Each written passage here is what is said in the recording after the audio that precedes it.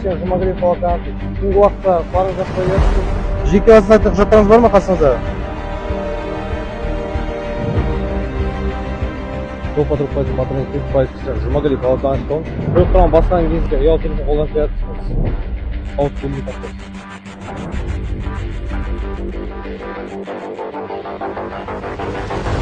Жеткізілген құжатта көлік құралын басқарып отырып ұялы телефон қолдану үшін ал 503 бап 2 бөлігі бойынша сізге айыппұл салынады. Яғни көлік құралын басқан кезде қауіпсіздігін сақтау үшін. Қазіргі сәтте аудио видеофиксация жүріп жатыр.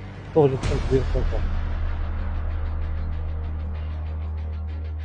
Құқықтық тәртіп іс-шарасы барысында көлік құралын басқарудан айырылған азамат ұсталып, автокөлік айыптұраққа жабылып, жүргізуші Қазақстан Республикасының әкімшілік құқық бұзушылықтар туралы кодексінің 612 бөлім 3 бабы бойынша әкімшілік хаттама жасақталып, сонымен қатар материал сотқа жолданатын болады.